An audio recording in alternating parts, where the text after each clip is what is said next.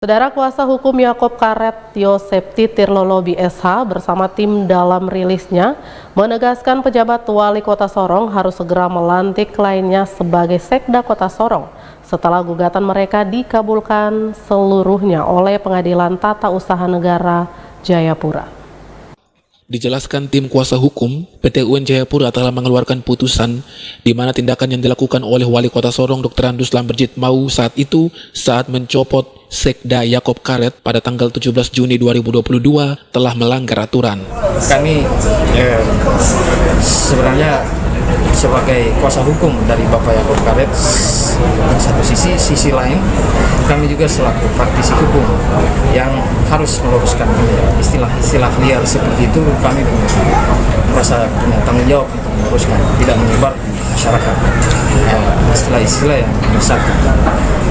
Nah, kami berpendapat itu di luar daripada hukum, karena memang satu putusan yang menang kosong itu tidak ada dalam istilah. Kemudian dikatakan non executable itu kami bantah secara tegas, karena menurut kami tim kuasa hukum tidak memahami amar putusan poin 4 dalam putusan tersebut, yang dalam amar putusan itu secara tegas Pengadilan Tata Usaha Negara itu sudah menyebutkan amar poin 4 itu mewajibkan tergugat untuk berarti amar putusan itu dia bersifat perintah, ada perintah di situ, mewajibkan tergugat untuk apa yang diwajibkan oleh putusan ini, yaitu merehabilitasi hak penggugat dalam kemampuan, kedudukan, harkat dan martabatnya.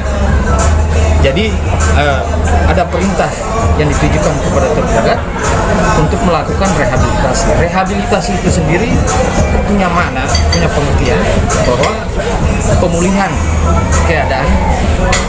keadaan seperti semula sedia kala. Buktikan bahwa saudara berdasarkan hasil evaluasi kinerja dari Inspektorat Provinsi Papua Barat itu mengenai penilaian kinerja. Nah, kalaulah ini mengenai substansinya adalah mengenai penilaian kinerja, maka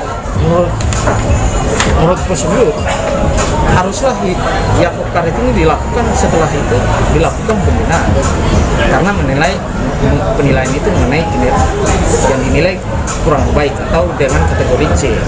Nah, kalau ini hasilnya dari yang dilakukan oleh evaluasi kinerja sektor, maka outputnya itu harus dilakukan pembinaan.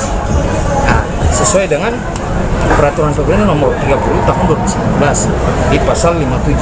Nah, itu harus yang bersangkutan sektor ini diberikan kurun waktu 6 bulan untuk melakukan perbaikan kinerja. Nah, itu tidak dilakukan, itu disimpan. Nah, ini pelanggaran prosedur yang pertama.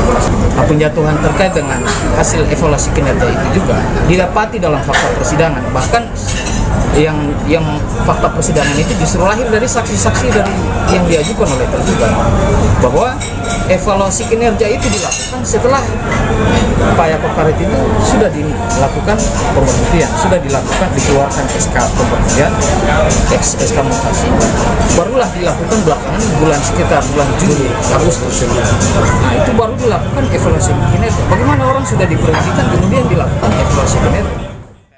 Pencopotan Yakob Karet sebagai sekda adalah murni pertimbangan politik, bukan berdasarkan perspektif hukum normatif. Untuk itu, ia berharap PJ Wali Kota Sorong dapat patuh terhadap putusan PT UN dan segera melantik Yakob Karet sebagai sekda Kota Sorong. Anggreni Sumbung, CWM Channel.